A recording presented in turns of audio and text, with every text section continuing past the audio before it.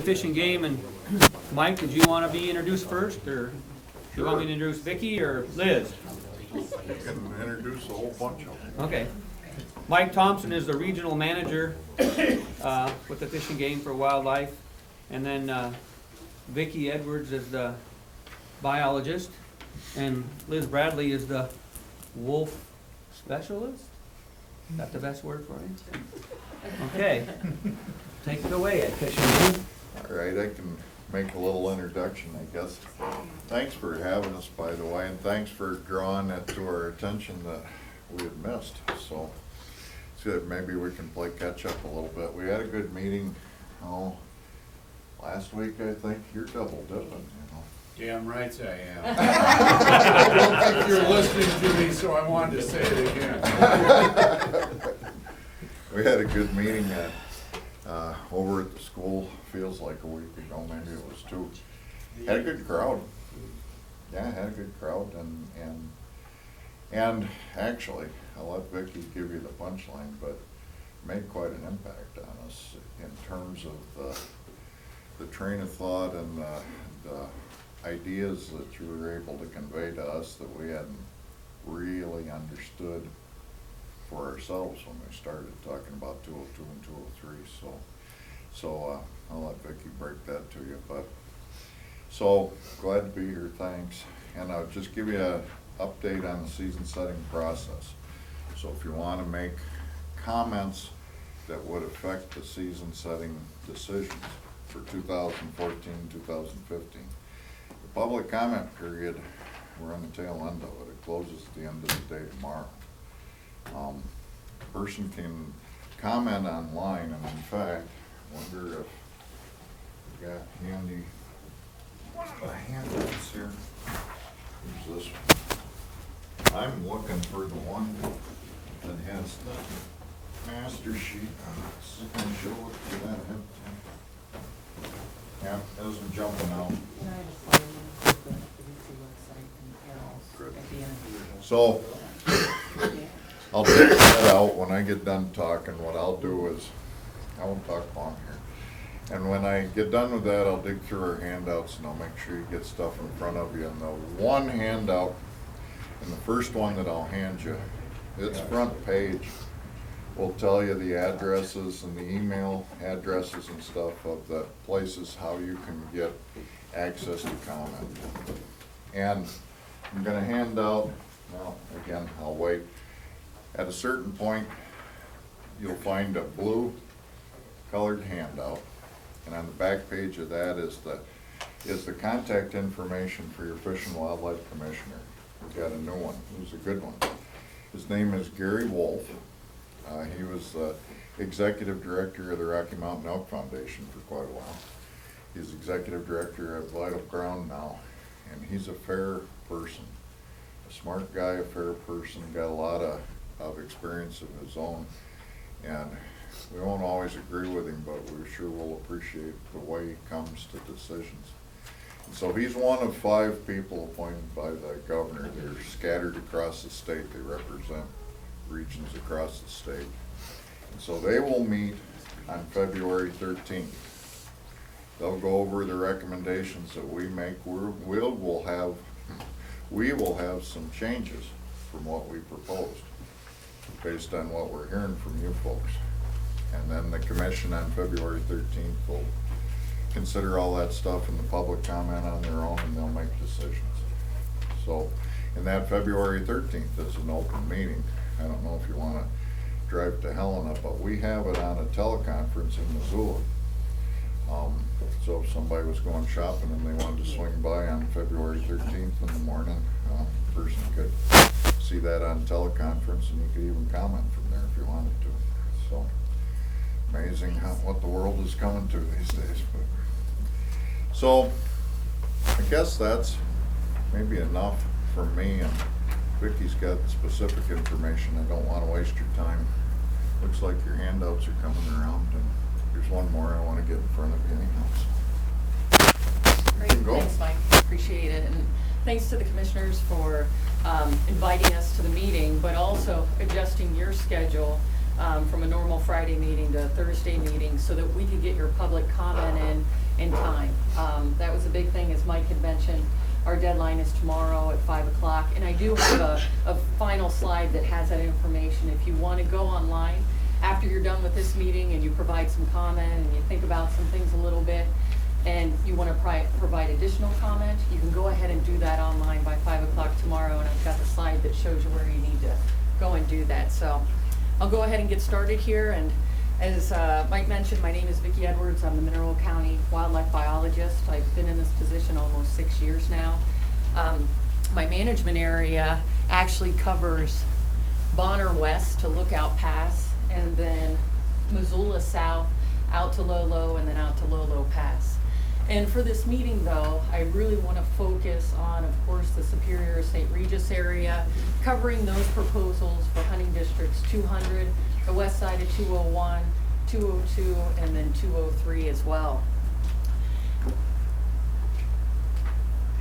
And this process it's a pretty extensive process. There's a lot that goes into me coming up with these proposals and then giving them to Mike and then sending them up the flagpole to the folks in Helena and then finally out to you folks.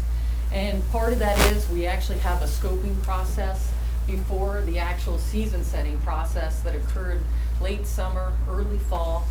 Folks had the opportunity to attend a meeting in Missoula and comment online.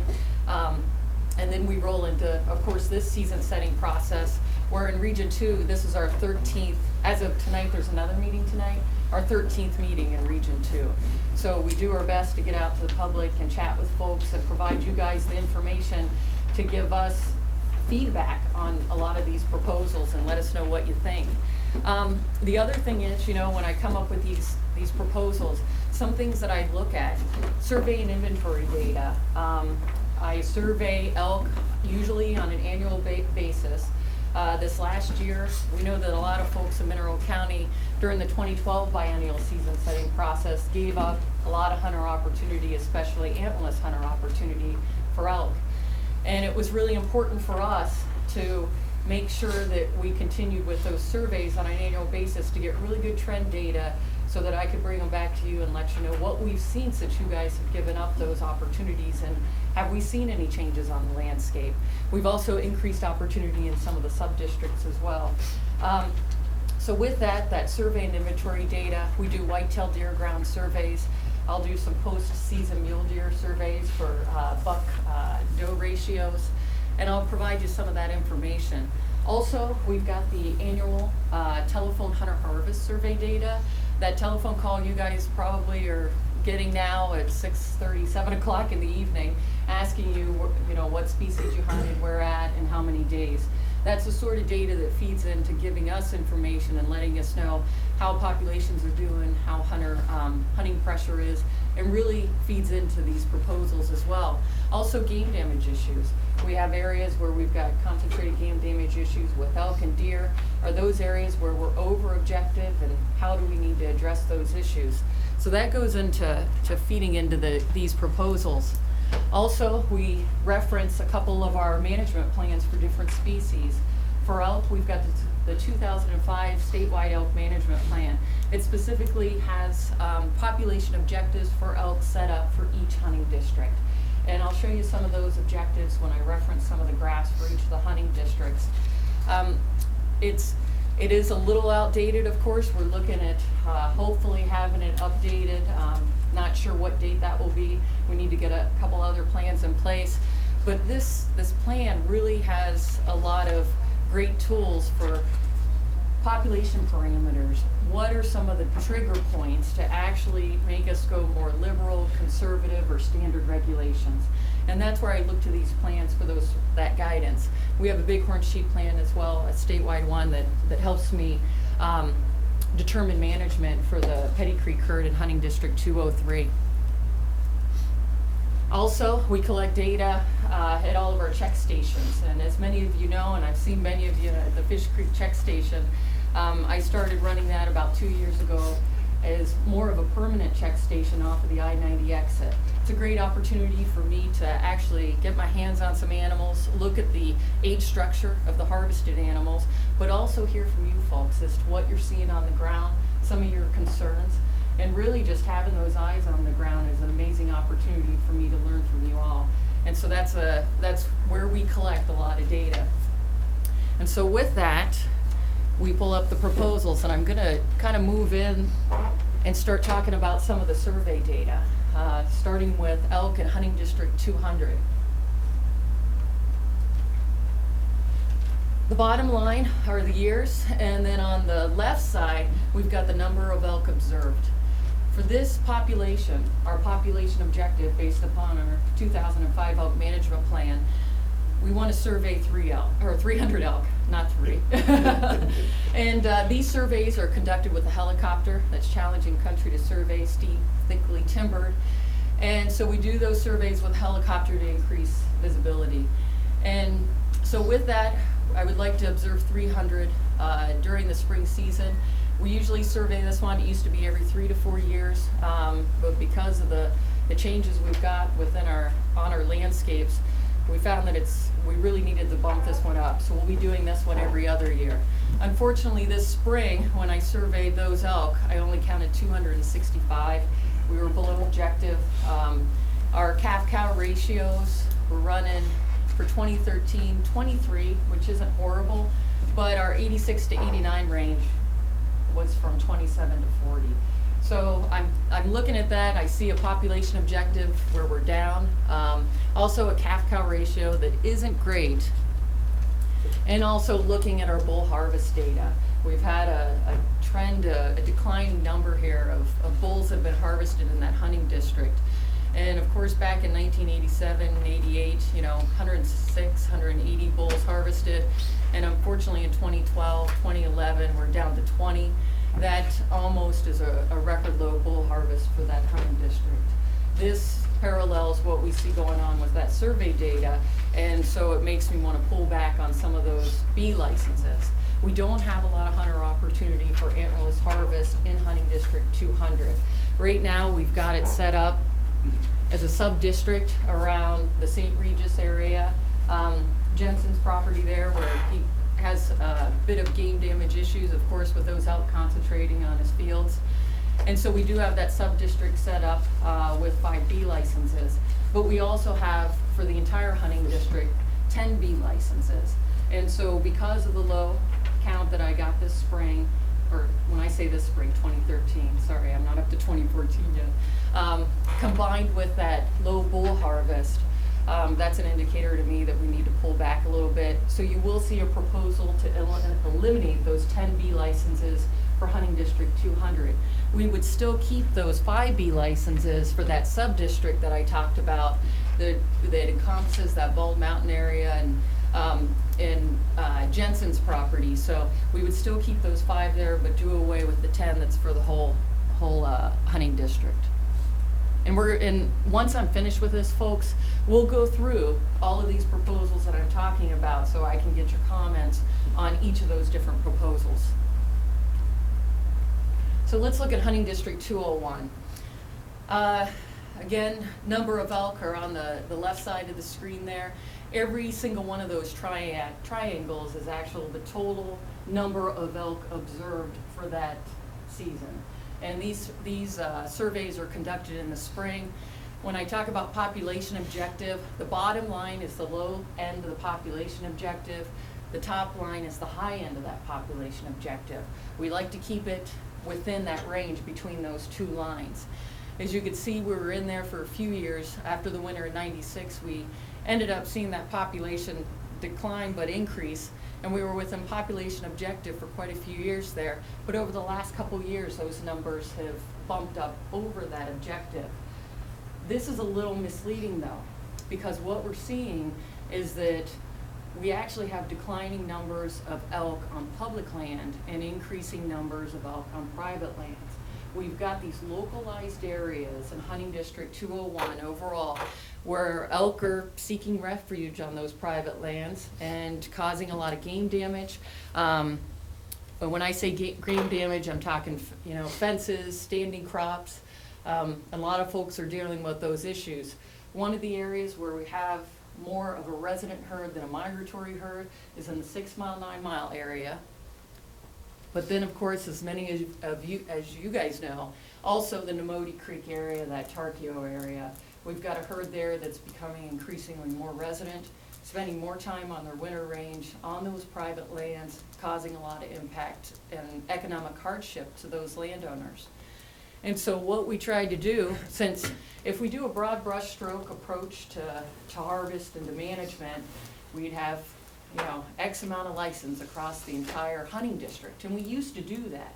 And what happened was, folks would have access to those public lands, of course, so that's where they would go. We would see most of our harvest on the public lands. But it wasn't necessarily taking care of those issues on the private lands and in those more localized areas. So we ended up exacerbating the problem, I think, on the private lands by harvesting the elk on the public lands, the more wild elk, and then we've got them sitting on the private lands growing, calving, you know, enjoying a lot of fresh alfalfa and causing a lot of issues with those landowners. And so what we did for the 6 mile, 9 mile area back in 2010, we set up a sub-district. But in 2012, we ended up setting up a sub-district around the Nemoti Creek area. In the sub-district, we had 30 B licenses, and keeping those hunters localized in a smaller area instead of having them out all across the entire hunting district.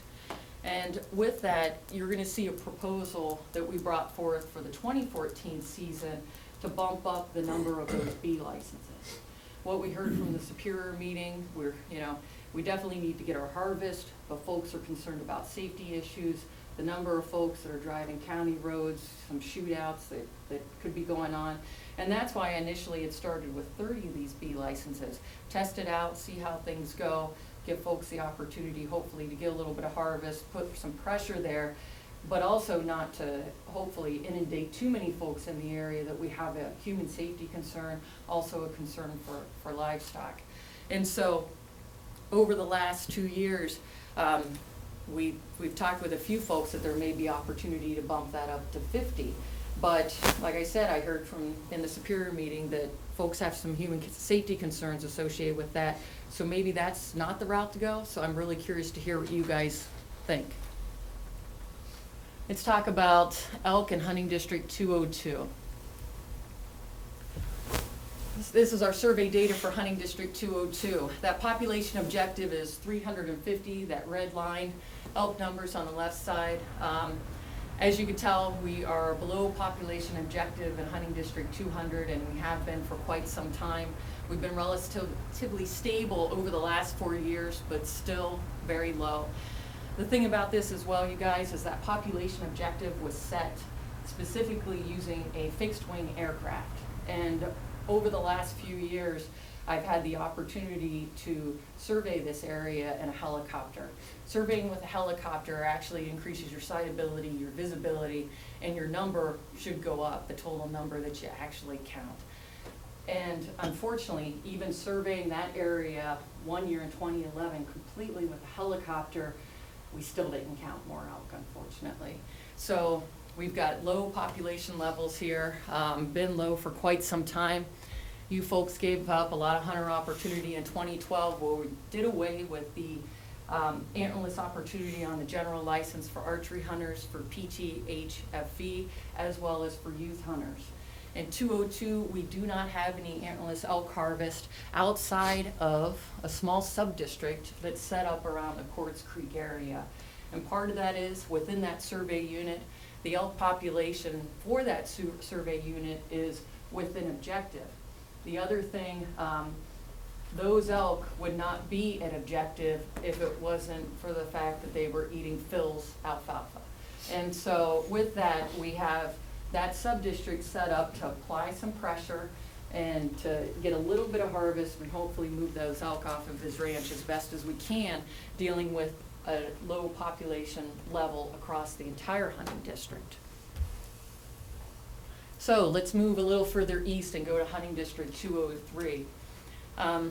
As you can see, over the last 4 years, we have been below that low level of the population objective, unfortunately. In 2012, we were at a record low number of elk ever observed in Hunting District 203 with 526 elk. Also, we were at a record low calf-cow ratio within that hunting district, overall 10 calves per 100 cows. That is absolutely horrific. We did not have a lot of antlerless opportunity. And in hunting district 203 in 2012, we did away, the same thing, did away with the antlerless opportunity on that general license. So you look at hunting districts 202 and 203, we have no antlerless harvest except for the 5B licenses in the Quartz Creek area. Unfortunately, we didn't see the population respond as I would have liked to have seen it. We're still below population objective. Also, talking about that objective being set for fixed wing aircraft, I conducted half of these surveys with a helicopter. And as many of you know, when we look at our calf-cow ratios, what I found in 2013, after you guys gave up all that antlerless opportunity, there was a disparity in these calf-cow ratios across the hunting districts. In hunting district 202, what I found on the east side of the hunting district was that the calf-cow ratios still remain low, total numbers still remain low. However, on the west side of the hunting district of 202, I did see a slight bump up in calf-cow ratios for that west side, in that cold Thompson Creek area especially. So there is a little glimmer of hope that we do have a little bit of response going on that west side of 202. Looking at 203, same thing, disparity with those calf-cow ratios across the whole hunting district. West side of 203, that Burdette Creek area, still very low calf-cow ratios, low numbers of elk. On the east side of 203, where we had very low numbers in 2012, of our calf-cow ratio was very low, down to 10 overall. I did see a bump up in that calf-cow ratio. So we've got on the outside of each of the hunting districts a little bit of, hopefully, a glimmer of light that we're gonna see a little bit of growth, but still in that Fish Creek area, it's doom and gloom right now, unfortunately. And with that, when we look at all the survey units where 202 and 203 converge in Fish Creek, we're not quite at record low numbers in 2013, but we're pretty doggone low. And you could see we were closer to 600 back in 1988. Calf-cow ratios for all of those survey units, 2011, 2012, and 2013, they were running 14 per 100, 12 per 100, 15 per 100. That's not enough to grow elk. Of course, the driver, as many of you know, and many of you have hunted the Burdette Creek elk herd years ago. Unfortunately, we're at record low numbers with the Burdette herd. We're running about 62 elk. When I talk about calf-cow ratios, you know, it's calves per 100 cows. Unfortunately, I don't even have 100 cows to count. Our ratios are running in 2011, 10, 2012, we were at 11 per 100. In 2013, we were at 12 per 100. And so with that, you guys, that's why you saw one of the proposals for us to look at going to unlimited bull permits. Making sure that every female that's out there, as low as the population levels are, that every female had the opportunity to be bred and also had the opportunity to be bred by hopefully a mature bull. With that though, we brought this proposal out to the public, got some great feedback at the Superior meeting on January 8th. Also, additional comment at a Missoula meeting and additional comment online. I've received comments online that were downloaded to me through January 9th, and I'm gonna get another download this afternoon. But with that, from all the public comment we've received thus far, Mike and I, as he had mentioned earlier, we really went back, looked at the proposal, really thought long and hard about it, and we have actually decided to withdraw that proposal for the 2014 season.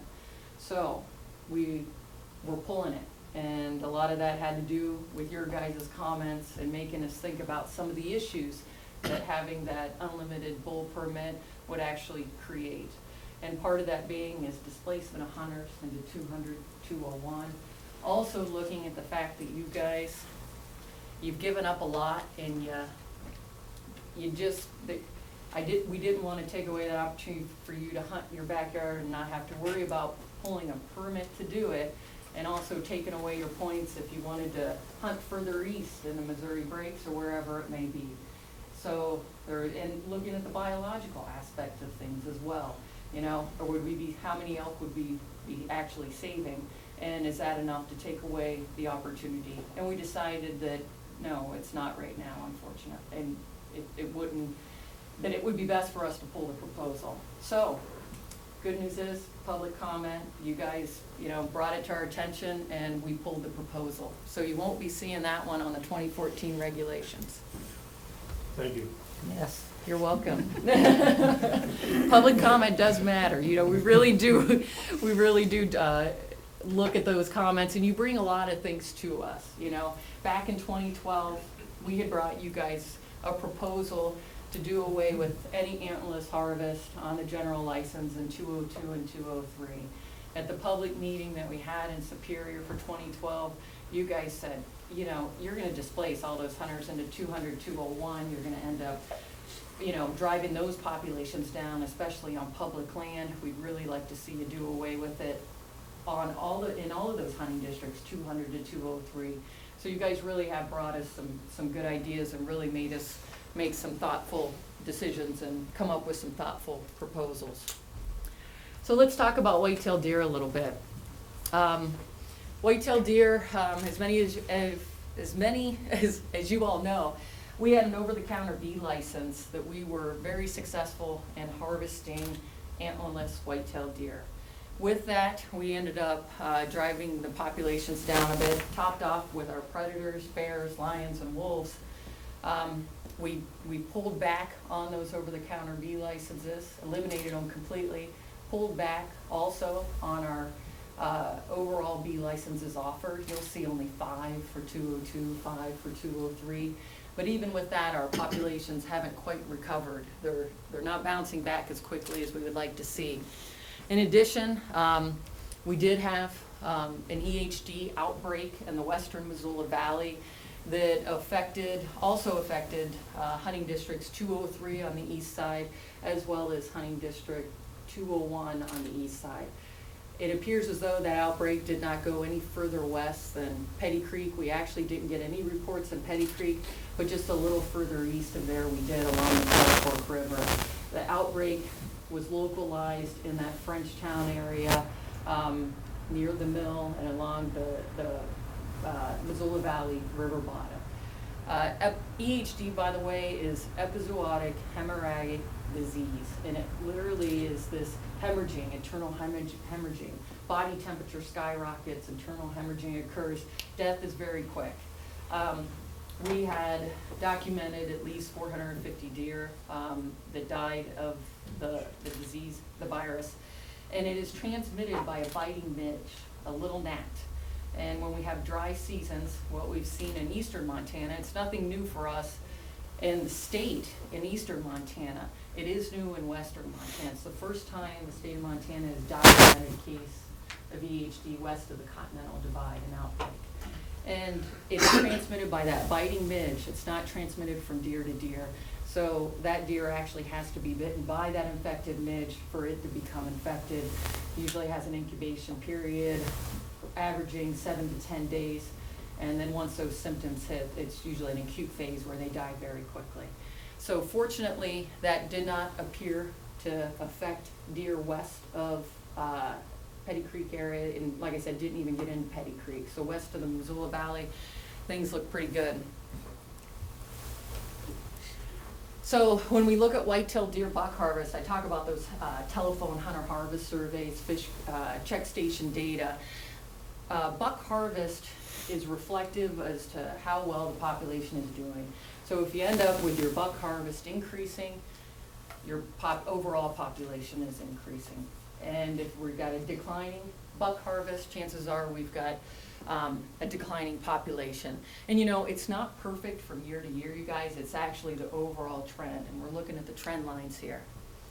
And so for the hunting districts we're interested in, I've got the total number of deer harvested on the left side there. The solid black line is actually the buck harvest, and the dotted line is the total harvest. And you could see in 2006, 2007, our total harvest for hunting districts 200 through 203 3,405 deer, 2,704 deer. As I mentioned, that was that over-the-counter bee license. We pulled back on that license, and you could see our overall harvest, that dotted line, decreasing and actually getting closer to our buck harvest there from 2010 through 2012. Unfortunately, even pulling away all that antlerless harvest, our buck harvest hasn't come up yet. It has in a couple of districts though. And hunting districts 200 and 201, that buck harvest has declined. And hunting district 202, we've been relatively stable. And this is in comparison with the 2011 data compared with 2012 data. I don't have the 2013 data, and I'm hoping to get that sometime in April. So we've got stable harvest going on in 202 and a slight increase in 203. So overall combined, our harvest levels, buck harvest, just a slight decline in hunting districts 200 through 203. This spring, we did see a glimmer of hope here, you guys. We do whitetail deer ground surveys. I've got 5 survey units in those 4 hunting districts, including the Cutoff Road, Superior area, also Fish Creek. We have one that's actually along Highway 12, and the other one is in the 9 Mile. And what we've seen with these spring green-up surveys is that our fawn adult ratios are increasing.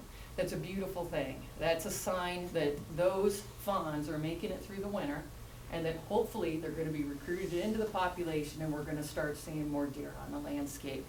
So over the last couple of years, you can see we were running through 2010 through 2012, running that 53 to 52. But this last year, we saw 63 fawns per 100 adults. And that's a really good sign that things may be bouncing back a bit. Also, I talked about this earlier, things that we look at, game damage issues. Well, we actually have a little bit of game damage that's going on outside of the St. Regis area with whitetail deer.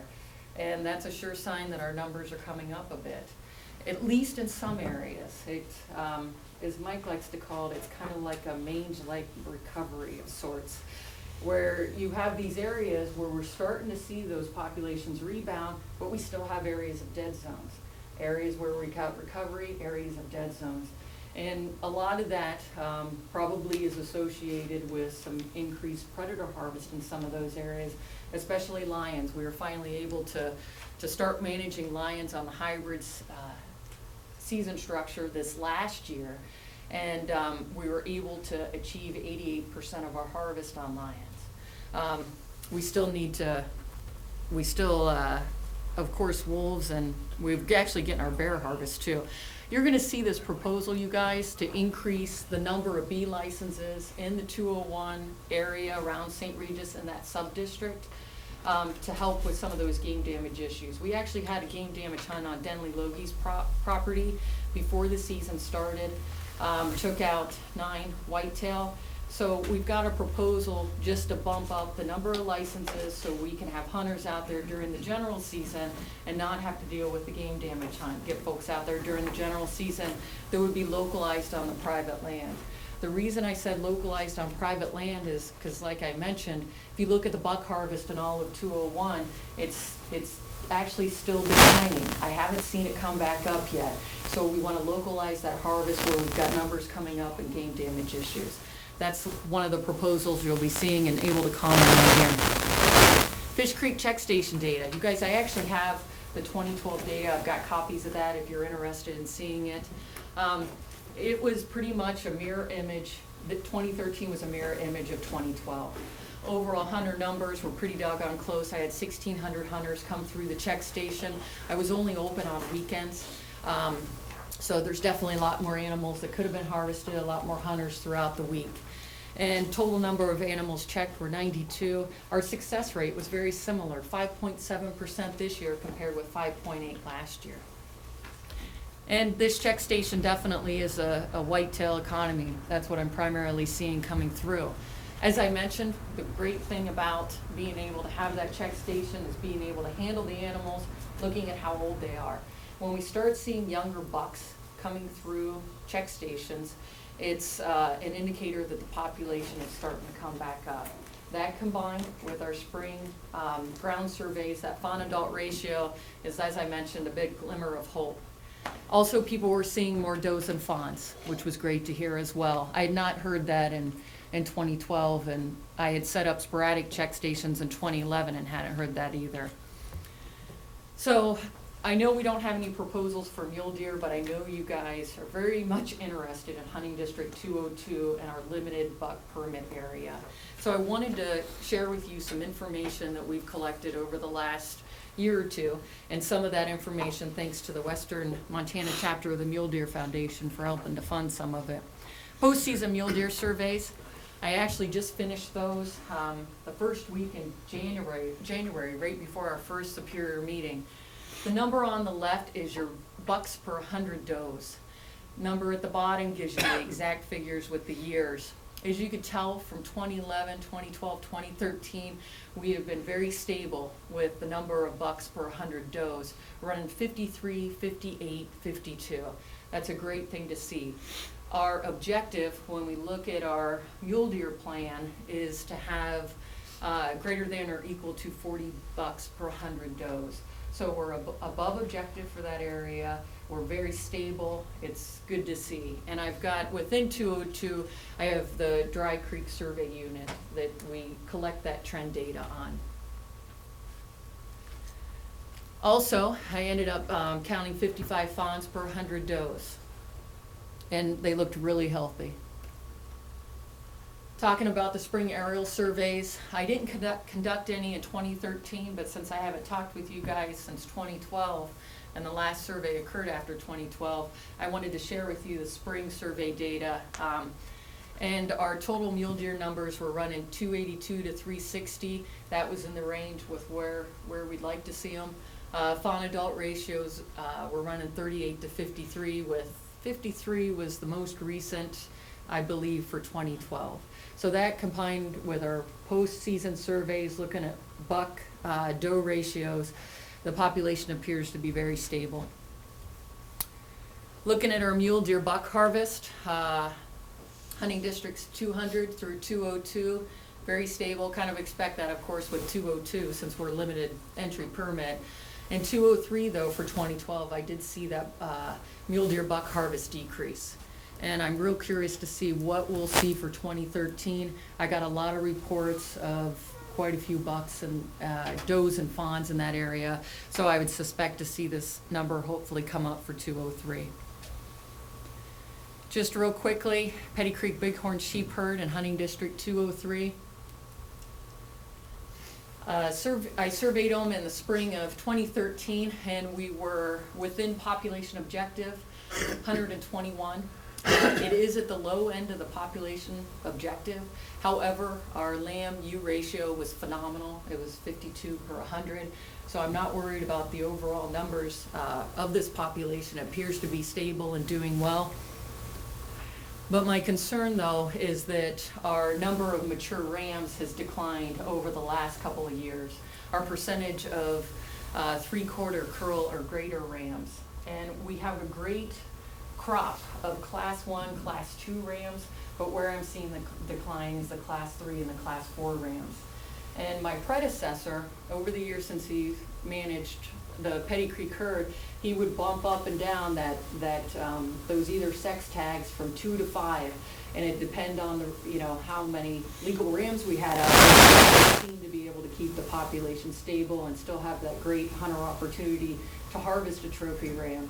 And it's time, based upon what we're seeing, to actually drop those either sex licenses in 203 from 5 down to 2, see if we can grow a few more mature rams, and then we'll look at adjusting that figure again. So you will see a proposal on that. We are also keeping our eyes on the paved road. We do expect to see increased mortality with bighorn sheep along that roadway associated with increased speeds. And then my final discussion will be on black bears. As many of you may know, we had a 10-year study on black bears, a statewide study that was finished in 2011. And with that, we had hair snag stations set up in certain areas with that stinky lure in the center. We'd collect DNA from those bears that would crawl under barbed wire that was surrounding that stinky lure and pull a hair sample off of that barb.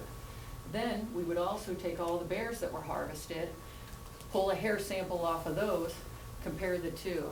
How many bears were actually getting harvested that are out there on the landscape and were being picked up in those hair snag stations.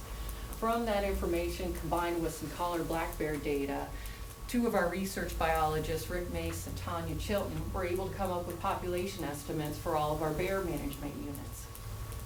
And from that population estimate, I'm able to look at harvest and to actually look at female harvest, male mortality, and figure out if that population is declining or increasing. When we created Bear Management Unit 200 in 2010, we created it so that we could manage it separately from 108, but also extend the spring season from May 15th to May 31st. When we did that, we did see a bump up in overall harvest and of course a bump up in female harvest then. So we started bringing the population down a little bit. Things have stabilized over the last year or two, and it makes me think that we can increase the pressure, hunting pressure on our black bears because of that. So you'll see a proposal to extend the spring black bear season and Bear Management Unit 200 from May 31st to June 15th. That'll make us consistent as well with the other bear management units in Region 2 with our closure, but it'll also help us get a little extra harvest there over that 2-week period if we actually get some snow and we have a decent snowpack. You know, it's tough to access those bears at the end of, or mid part of May, and you usually don't see that harvest come in until the end of May. So we're increasing that opportunity, and we want to manage black bears at a lower population level. So that's why you'll see that proposal, and we'll go over that. And this actually was a camera that was set up in Mineral County, and you kind of saw where the black bear turned to look at something. It appeared that way, at least at the beginning. I actually had set this camera up, and 2 minutes later the bear showed up, and you can barely hear my voice, but I'm dropping down into a drawl saying, "Hey bear, hey bear." I didn't know he was there. I just was going through some thick shrubs hiking by myself and needed to make some noise. And here I come back to pick up the camera, and he was there 2 minutes after I left, and you could see him turn around and kind of look in the direction where I just hiked and was yelling. So your voice is your biggest deterrent for bears. And then lastly, you guys, you're going to see a proposal for turkeys. Increase those turkey permits, 150 to 200 in the spring, 50 to 100 in the fall. We've got them more broadly distributed. Our 8-year hunter success rate is looking really good at 64% average.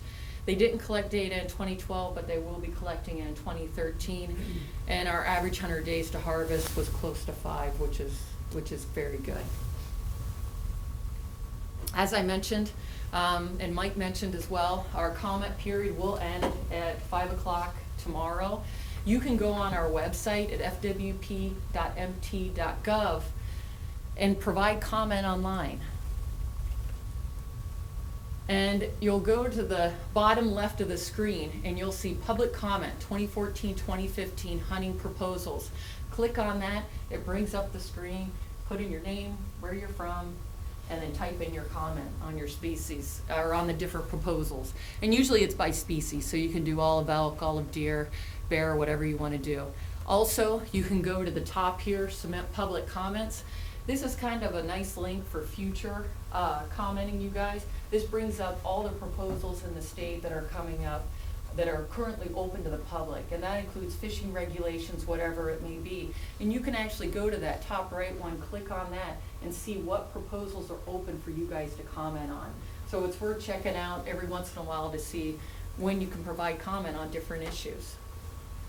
And I think with that, I think I've given you tons of information, and now it's probably time to go in and hear what you guys have to say. I have a quick question. This turkey thing, you know, Yeah. we have an increased population and we're starting to harvest more of them.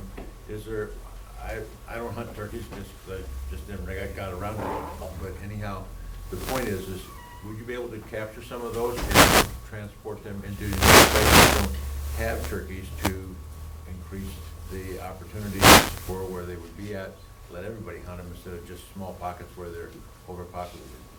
You know, it's a really good question, and it's one that we have actually done turkey translocations in the past. Back in the 90s, we had a turkey translocation into Fish Creek area. Those populations are doing well. With natural distribution that's occurring with these turkeys, we're able to see them starting to fill those open pockets of habitat, and we're starting to see that in Mineral County as well. I'm starting to see them in areas that I hadn't in the past, which is great to see. All surrounding Mineral County, we're on general license. And so folks actually don't want turkeys outside of Mineral County, in the sense that I've got even the Ravalli County biologist is like, oh my gosh, we've got turkey game damage issues. I mean, they've got a lot of turkey game damage issues. And so where to find a place to move them would be challenging, but Mineral County, I'm already seeing them naturally redistribute themselves and expand their range. So I don't think that right now we don't have any proposals to move any around. Is there habitat generally down in the lowlands? Yeah. Do they ride mountaintops or anything like that? Yeah, they'll move up into the higher elevations, definitely when that snow starts burning off. They'll start working that snow line, all the insects hatching. And so they'll start working that snow line, and you will see them up in higher elevations. I usually don't see them up in like the subalpine area or anything like that. They really like ponderosa pine habitat, especially a little drier habitat type. And of course they like agricultural fields, and they like to spend time and getting supplemental feed around human development. It's one, they're not native, so they need a little bit of supplemental feed, it seems. And so that's why we see them concentrated more around human developed areas. So one thing that brought that question into my mind is, you know, in the past when I've been on fires and stuff, I'd always see grouse out in the burn area. Okay, and what is there for them to eat besides maybe bugs that survived or something like that? But why do they hunker in the burned area? And would the turkeys do the same thing? You know, it's a good question, and God, when it comes to the turkeys, I'm not sure as to the effect of the burn on them. I need to check out how they're responding to the Highway 12 burn outside of Lolo. But with grouse moving into that green up of vegetation, those insects coming out, also that green up of vegetation, a lot of times you'll end up with, say, even kinnikinnick, some smaller berries coming in. They like that sort of thing. So you get that, usually after a burn, you get that pop of green up, and so they're coming in for that and for the insects. How old the burn? Yeah. Days, I'm still putting fire Days. out. Oh, Wow. not many berries. No. No, just, Definitely you know, not. and you can see in the places where they get there and fluff and Yeah. get dust for mites or whatever, you know, to take a dust bath and do that. That's all it is. Maybe. There's little coveys of mama quail and or mama grouse and the chicks coming after, you know, that, but oftentimes I'd see that, but I'm in there doing mop up, and Yeah. they're in there, doing that, which kind of surprised me, because I tried to watch, but I couldn't tell. Associated with it as well. So, should we start going through the proposals? Just because there's going to be opportunity to talk about other things outside of the proposals. And what we found that when we go through the proposals, that's when a lot of good conversation emerges, talking about various issues. So we'll start going through that. Mike is being kind enough to take notes for me so that I can enter these in and we can provide a summary to our FWP commissioners. And so you guys, if you go, we've got the tentative hunting season proposed in Region 2, and it's got the Blackfoot districts on the front. Does anyone need a copy of this? Okay. 1, 2, 3. Flip through 3 pages to where it says Lower Clark Fork districts. That's the one we're going to be starting with. And like I said, we're gonna keep this focused on your guys' area and keep the Missoula stuff out of it.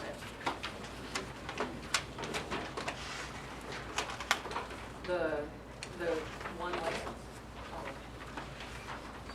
But first, I'm gonna start out with something that's not on the list, because Mike's reminding me of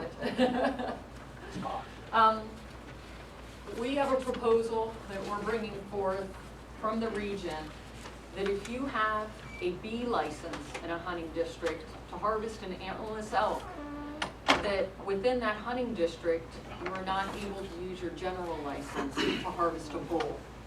So it helps that if you've got the B license and you see a bull that crosses your path, you're not gonna fill your general license tag, you're actually gonna help us from a management perspective and fill that B license tag and harvest your cow. You still would be able to go to another hunting district and use that general license though to harvest a bull. What are your thoughts on that proposal? Should be that way. With the regular cow tags, what's the difference? Well, because this is the thing, it's a B license, so it's an additional tag that allows you to harvest an additional elk on top of your general license. Okay, and these are for these damage hunts, correct? It's for those localized areas around the Nemoti Creek area. We've got 5 around Jensen's, yep. So You talked this in Wally Creek, you know, and now I heard last year that Wheelers weren't even letting people on because they were meant to fish and game. So where were these people hunting in private? They were all on the Round Mountain. All the elk were on the Round Mountain. The people around, I heard, weren't letting them on. I don't know if it's true or not, but the people I knew that had permits out there, they weren't letting anybody on. well, there was some hunting pressure in the area that I know of, just based upon some conversations with folks and hunter harvest survey data. The hunter harvest survey data, we had 30 licenses. It showed that only 2 elk were harvested with one of those B licenses. However, talking with one of the ranchers there, he was keeping tabs on things and had gotten closer to 8 or 9 elk that were harvested that he knew of, using those B licenses. So, based upon that, there was some level of harvest and opportunity on some of those ranches and within that sub-district, so. I can't speak completely to all the access though. Some of them allow access, other folks don't. So, I would like to see it just go back to an antlerless license. I mean, why does somebody need to shoot 2 elk? I mean, you can go to, you know, a specialized area, get your cow, and then go over here and shoot a bull, and so that's another elk dead. It used to be, you could put in for a cow permit, and if you draw a cow permit, get your cow, you're done hunting. I mean, why do you need to shoot 2 elk? I mean, go back to the antlerless permit, not the B license. It just doesn't make sense. I mean, we're trying to protect, or, you know, I mean, build the elk herds up. I don't think you need to shoot 2 elk, one person. I mean, you're just putting that much more pressure on the bulls. and we did hear some of that at the Superior meeting as well, you know, folks saying, we don't have a surplus of elk. It's not like out in eastern Montana. Right. Where we're thousands over population objective. That's not the case in Mineral County. And so we did hear quite a few of those comments and those concerns. What about other folks? What do you think about that support that. proposal? I support that comment. Her comment? Mhm. Okay, I agree with Lori there. I think Yeah. why makes sense. shoot 2 elk? Yeah. I mean, you can go Like the out to families Johnley's and shoot are a new cow, to them. and then you can go up in my backyard and shoot a bull. Or go over to 201 and shoot a bull. I mean, it doesn't make sense. You know, we're trying to increase the elk herds a little bit. Speaking of the Carpio herd, you aren't getting the number of cows killed that you want to get killed out of there Right. and stuff. Don't you think it would be better to maybe start in September and kind of use it as damage hunt? In other words, like about 10 people a week or 5 people a week would go in there, don't you think you could reduce that herd better by doing that than the way you just got it now? When there's hunting season, there's 100 people around there, and you know, the herd never leaves. Right. Kind of block Or the first management. bullet flies and they take off, and, yeah, not much opportunity there.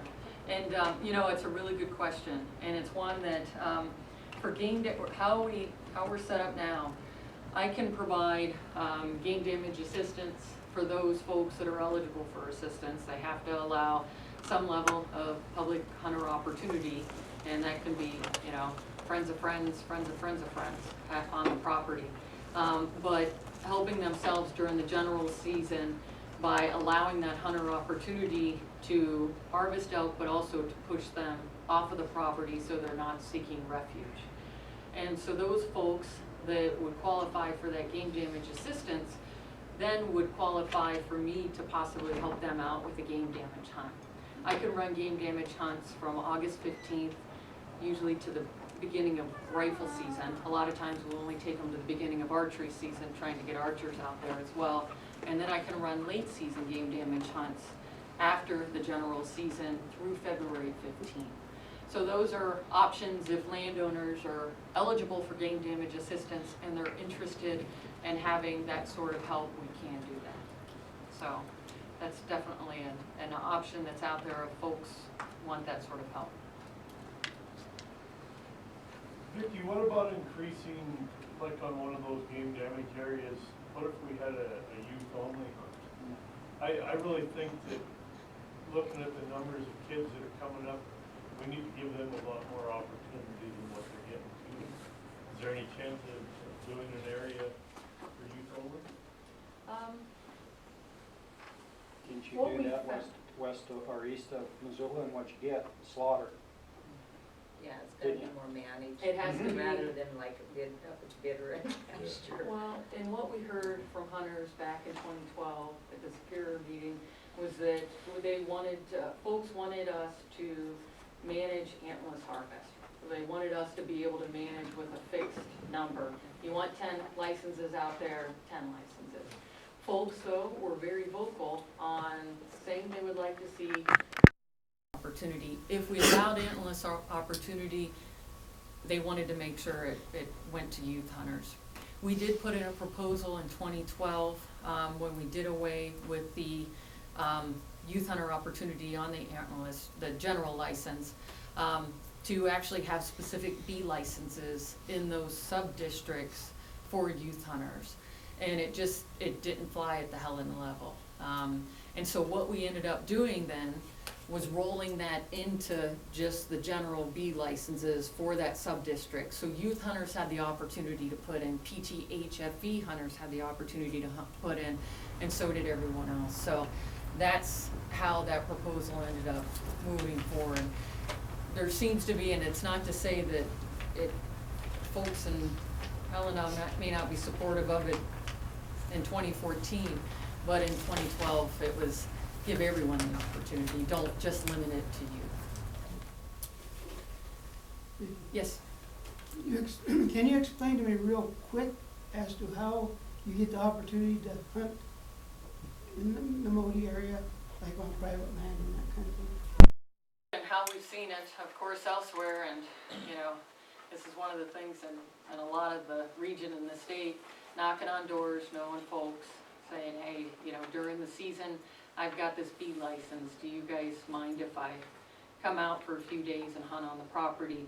Making those connections, building those relationships with those landowners, you know, we greatly respect property rights. People should be able to manage their land as they see fit. They should be able to allow whoever they want on the property. Those are their decisions.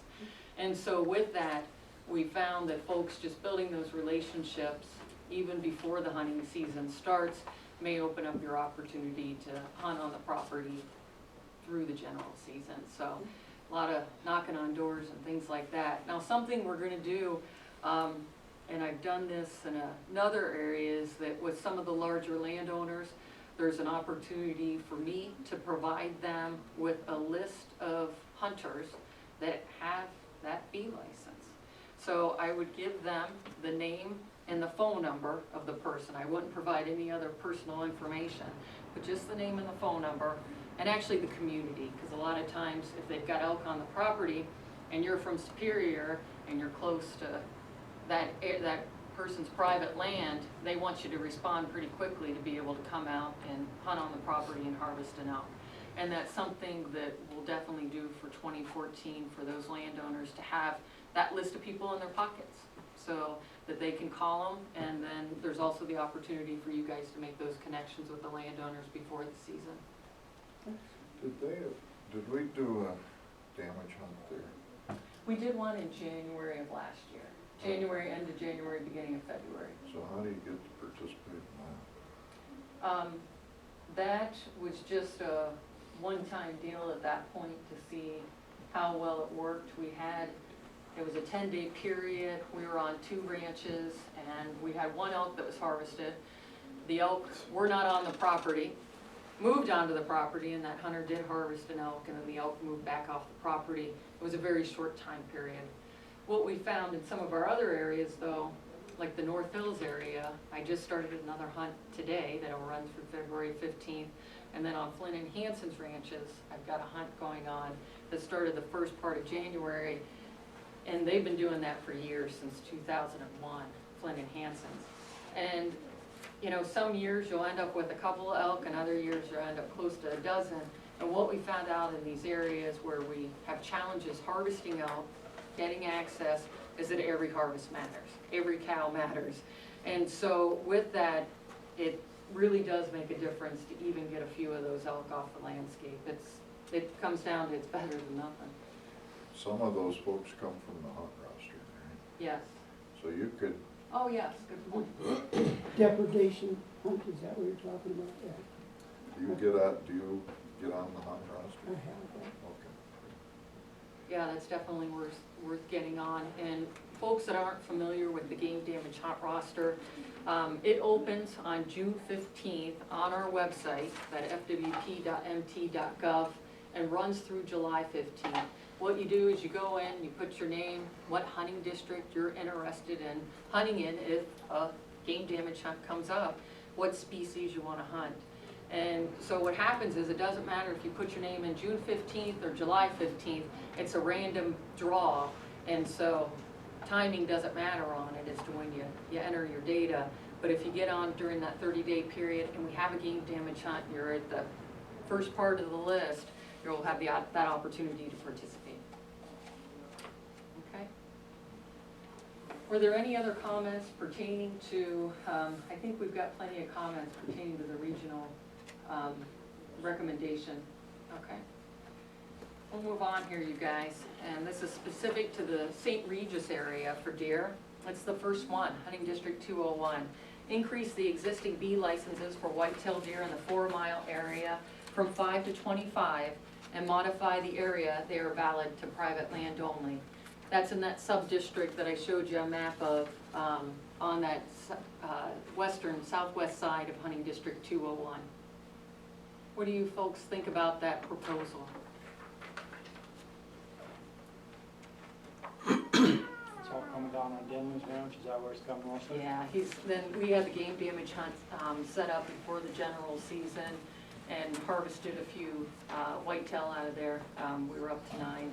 And then this way, if we increase the B license during the general season and have it localized on the private land, we should be able to address the game damage issues, this is what we hope, without having to have additional game damage hunts. And then Denley, supportive of that?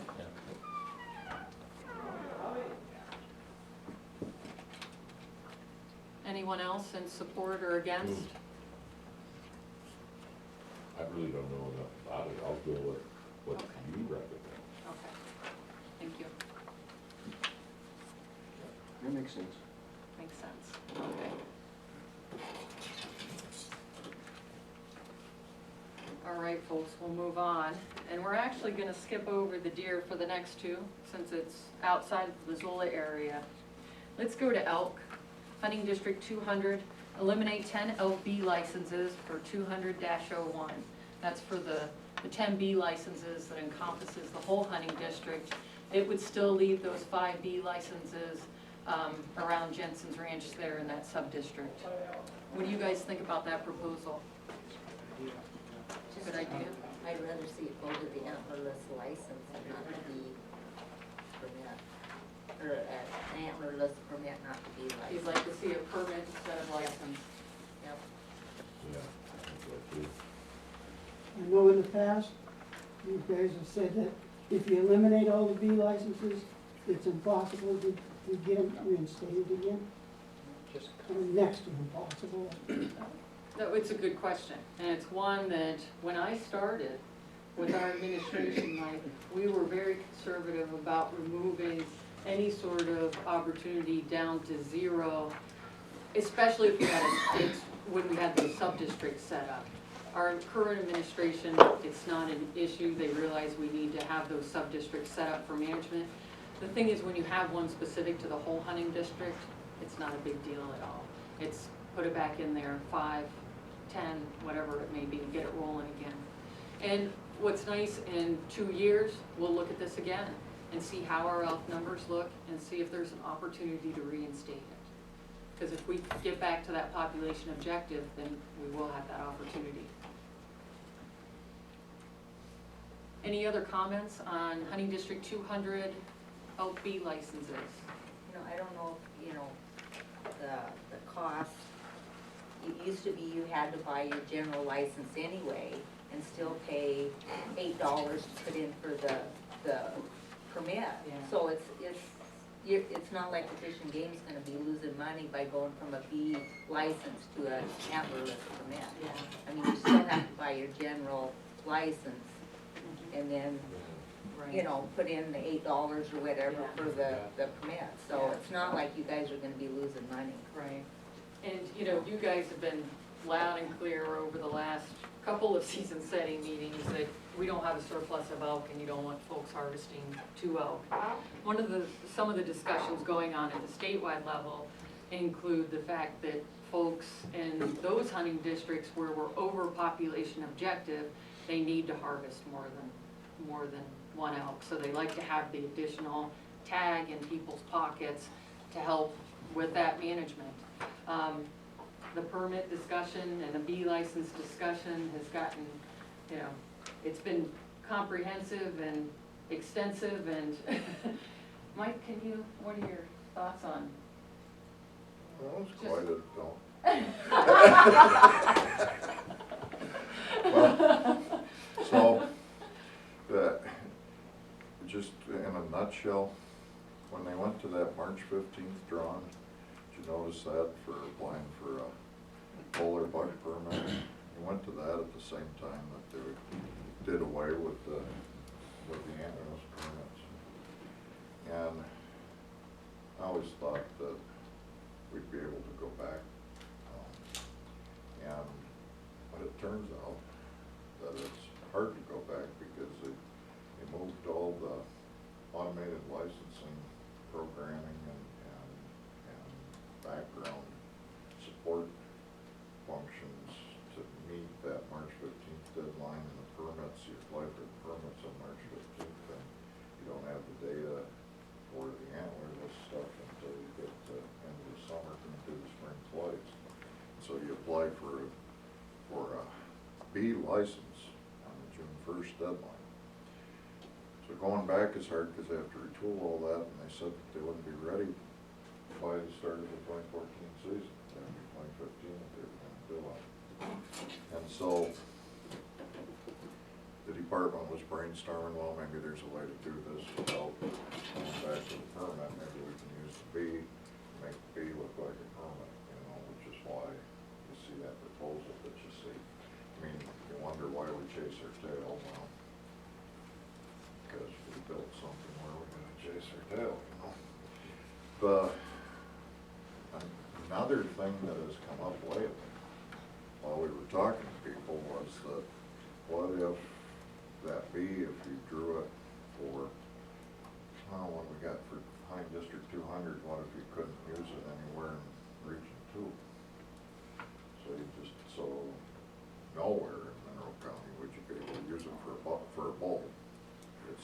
have that B tag that was good for, on District 200, but that'd be your only help for the region. And so we're pondering that, whether that's a good way to address what we got for trying to make it one out, or whether that's a bad thing to address it. I don't know, I'd be interested in hearing you're scrunched up your forehead. Cause I didn't understand. Okay, so if you draw a B tag, say it again. Who drew a B tag, say Yeah. it was for hunting District 200. Yeah, You'd hunt there for that cow, right. and be able to hunt a bull there, or any place else in Region 2. I'm good with one out, but. I'm not. So I'd if rather we did let something somebody crazy like that, you'd be okay with that? I might trip What you're up. doing is Mike, limiting what, me to what hunt was one wrong little with what spot. you had? Where you That's had to what buy you're doing if you do that. a Limit tag, one little spot an per A elk. tag, Let's let him and, talk and we'll and get that, you. that number had to go on the application for your antler's permit. What was wrong with that over the years? Why isn't it still in place? Well, right. You're talking about chasing your tail, but You have the messengers in front of you, see? So, I don't know. Yeah, I it worked don't for know. years and years and years. years and years and years. I know. I'm sorry. Unfortunately, the advancements in technology aren't necessarily advancements when it comes to our being able to do the permits and licenses and doing it internally and having those deadlines. It's, yeah, it's not good. Is there Now, this somebody fella else? had a Well, I comment just, over you here. know, what you're saying, you want to limit me to hunt one little spot. for If elk. you drew a In this, B tag. in this whole area. Yep, if you drew a B tag. Now tell me you don't want to do that. Yeah, isn't that a fact? All right. And I don't think anybody here wants to just be limited to one little spot. I can't go to Phil's and hunt an elk if I happen to draw, or a bull, if I happen to draw one over here, and there's an elk over here this month, or this week, or whatever. So I can't go out to Phil's and try and shoot a bull off his property or nothing. He's just gonna have to sit there and rot and let him eat his fields. That don't make sense. Well, let me ask you this so Sure. that I understand, so that I can incorporate it in my thinking. How did you view it when you wouldn't be able to hunt a bull in the district that you drew? That's to- fine. But you It's could go always been somewhere fine. else local. Yeah, it's always been fine. Yeah, I think everybody that's hunted for years in western Montana has thought that was just fine. And then, like they say, changed it, Yes, you know. And yes, I know, it isn't for better. I know. Yeah. Well, that being the case, I mean, first of all, there's a 1 in a million chance that they might go back to permits. So, I mean, it doesn't impossible, but it's unlikely. So if it's unlikely, and you guys sitting in this room, if we do that thing we just talked about, kicking you clear out of the county, or, I mean, is that a bad thing for you guys in this room? So you're saying if you draw a B license in, say, 200 or 202, you can't hunt an elk in all of 200? I mean, let's say 201, 202, 200, 203, whatever. Region 2. In Region 2 or whatever. That's fine with me. I mean, you could say if you want to go down to Dillon and shoot a bull, then you could do that, but in our area, you'd That's only be okay, able to. people disagree with each other, that's okay, so I just wanna understand, did you guys, when you were saying okay, did you understand what we were talking about? And that's just what Lori says. I kinda have a different take on that, in that if I draw a cow permit, a cow license, whatever it wants to be, but it's for a cow, okay? And I hunt in this particular area where it's good for. And I wanna be able to go, if I'm not successful there, use that same license, that same permit, the same tag, whatever, for hunting in the rest of the county, and be able to have something there too. Because, like you said, one day you might see a cow, or you might not. One day you might see a bull, or not. And for me, it's important to me to be able to be opportunistic, whichever place I'm at. But to say, I'm going to let, like Bill was saying, it's just just, if you can only hunt in this little tiny area and no hunting anyplace else, that's not right. You know, you're gonna concentrate everybody in that one little area, and nothing else is gonna happen in the rest of the county. There's something wrong with that. Yeah, and I understand what Lori's talking about, of having two abilities to get, or to harvest two, you know, a cow and a bull. But I guess for me, you know, I wanna be able, if I'm out at the west end, I wanna be able to get that bull, you know, but use that for my cow tag too, when I'm in the cow district. So I'm tracking this, I like what's going on here, you're helping us. So, let's, taking this, let's turn the question on its ear. So,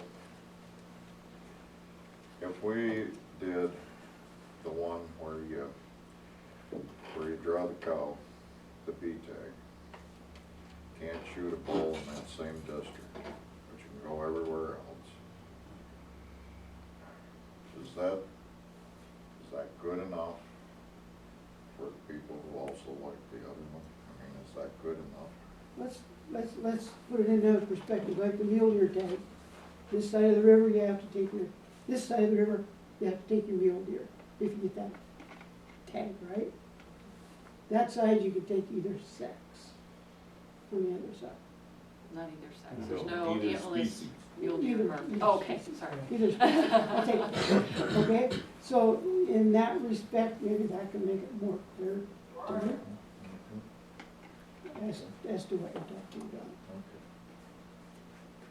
Can you still fish? Just can't That's eat 'em. another bad subject. Don't you have another appointment coming? Yeah, I do. Do you think, the predators have changed the game habits? That the predators have Have changed. changed the game habits? Yeah, probably moved them around a bit, that's for sure, where maybe I you mean, had a hunting, But I've maybe, noticed that, you know, there used to be 15, 20 elk up in this drainage, then you go over a couple drainages, there'd be 15, 20 head of elk. And now they all seem to be concentrated in one big herd, you know, at my place anyway. And so, you know, I was just wondering if you think that the predators are doing that. Let's talk about that in just a second, if that's okay. Yeah. Because I want to put a bow on this deal, and then, because once you start talking about your predators, we ain't ever gonna get out of here. Yeah. Here's what I'm thinking. Okay. See what you think. I'm thinking about Mineral County, and I'm thinking about what are the odds? How hard do you have to work, and what are the odds that you're gonna kill 2 elk in Mineral County? I mean, really. If you got, it's hard work to kill elk around here, yeah. And, so if you got, and there aren't very darn many B tags, right? So if you got that B tag, you're gonna hunt for the cow, that's your best chance to get an elk. And if you got a bull somewhere, you'd probably quit anyhow. I'm just saying that for our situation here, maybe it's kinda like that proposal for 202 and 203 that we pulled, because it isn't as big a problem. You know, I mean, in other words, I'm kinda thinking that you'd be better off with the B, and you can't hunt the bull in that same district. I think it should be the whole region too, because Okay, I can you're shoot a still- cow, go out to Donley's and shoot a cow, and then I can go up my backyard and shoot a bull. So you will cut. Or go, You no, could. I'm not, I'm gonna be done, but there, you know, I mean, I get an elk, I'm done. I mean, Shouldn't that be the way it is? Yeah. you One know, elk. and one elk, you know, I mean. And that's the way it I don't- always was. and- the way it used to be. I mean, Yeah. For I B can tags, see all I of mean. maybe region 2 or something, and if you wanna get a bull, you can go to Total Dillon, confusion. or, you know, I mean, All right. and also, All right. you know, if I don't know. Well, but I And see one what elk, she's one saying, elk. but, you know, you guys made this when you put the dang B tags in there, plain and simple. Yes. We have what Lori's talking about with just the It cow worked. tag. It It worked perfectly. I got a cow tag for 201, I could only hunt cows, but I could go over to 202 and drive around, or I could go hunt down on the west end of 200 if I wanted. Now you're proposing that I can't go anywhere but that one spot, and that's wrong. And only for a cow. Yeah, just go back to the way it used to be and leave the damn B tags alone. Yeah. Get rid of them. One elk, I mean, you draw Yeah, a cow tag, don't you need to shoot be your cow, tags. you're done hunting. B permit, not a tag. Right. Yeah. Yeah, bee permit, Get rid or of not it. a bee, it's an antlerless permit. Okay. All right, we're gonna work on it. We aren't gonna get it done for this year, I can almost guarantee you that, but we'll work on it. So what is the end result that you are gonna have for this year then? Well, no, I mean, if this means nothing for this year, then what is your plan for this year? Well, you got the two proposals on the table right now, and you're, why would they shoot me if I heard me say this? Why don't you do this for me? Your decision-making types of people will pretend that you're region two. So we have two proposals on the table. This is unofficial, by the way. We got two proposals on the table, and we got B, you can't shoot a bull in that district. And we got B, you can't shoot a bull in this region. How do you wanna arrive at a decision? I think in the, You said And it. I disagree on that. No, I disagree. I think we just. Well, what are you guys doing? well, You I mean, disagree. I mean, I would just as soon go back to the way it was. Right. But, He but, said that we're not going back. but right now, as it is, if you get draw a cow permit in 202, you can still go to 201 and get a bull, but if we make it, you draw a cow permit in 202, you can't hunt all of region 200. So you can't, 200, 201, 202, 203. You can't shoot a bull. I mean, I'd rather see it go back, but I mean, if, well, I mean, it's, you know, I mean, it's one or the other. I'd rather have the whole region than just one district. Yeah, because Dennis's question is, we're working on your issue, but it ain't gonna happen now. Right, you know, I mean, So you gotta live with something if we have to between then choose and now. one or the other, I would rather the whole region rather than the district. I like to hunt too much, I like to travel. You know, if I wanna hunt in Africa, I wanna hunt in Africa, but, you know, if I wanna hunt in Thompson Falls. So you wanna be able to draw a permit in 202 and then go hunt a bull in 201? Sure. But he's saying he don't wanna shoot two, he No, wants I to don't shoot want one to elk. shoot. He wants That's the what he's opportunity. saying, I want one the elk. opportunity, that, I mean, Yeah, that's just, that's what he's that's saying, what- and that's where we're getting everything's confused. all He about, wants is an one. opportunity. That's all I wanted to want. Maybe an easy way, Mike, to solve this is you buy Yeah. your That's what I look at it. tag and you apply for a B permit, is that what it is? Antlerless permit. Analyst permit in this sub-district or wherever it's at. If you are in that sub-district, you can use it for either a bull or an antlerless. Hey, that's already been Yeah, patented, we've been they talking. thought it up in Deer Lodge last night. We think that's cool. That way, if you are in this restricted area, you can get either one, you still only get one elk. Okay, that way you can hunt a bull anywhere in region 2, but if you're in this special area, you have the option of changing it from a bull to an antlerless, but you still get just one. You use it in conjunction with your, regular hunting license. Oh, that's the way it used to be. Yeah. Which if you drew it, But it was an yeah, either or then. right. But what Right. I'm saying is just say, well, here's an extra opportunity. No, right, I mean, that's the way it used to be. If you drew one in 202, I mean, you could still, you know, It used to be if you drew a B, or a antlerless antlerless permit. permit, that's all you could kill. You couldn't kill bull. In that area. And that, No, that's it. Well, you No. had an A7. You were restricted to that area to kill a cow, or a antlerless animal. Yep. Which is, But you could go in the other areas and hunt those. No, Where was this? When That was was this? an A7. Been for 20 years. Oh, an A7, yeah. No, it wasn't A7 either. Yeah, it had to be. Regular license were always. If you drew a cow tag on 201, you can only shoot a cow in the 201, but you could go in You could 202, go over there, 200 and shoot a bull. Suitable, Always yeah. been that way. But I thought you always had to use it in conjunction with your bull tag. General license, Yeah, So it's just still one That's elk. right. one elk, right, But if yeah. you're at an antlerless opportunity, you can get that antlerless cow, well, they are. Right. Not all the time. Not all. How many people does this affect? 5. That's what kind of In, where I in was. the Right, county, we're yeah. talking about a total of 10. How many people does that affect? Yeah. Not very many. In the total number of people that are out there hunting?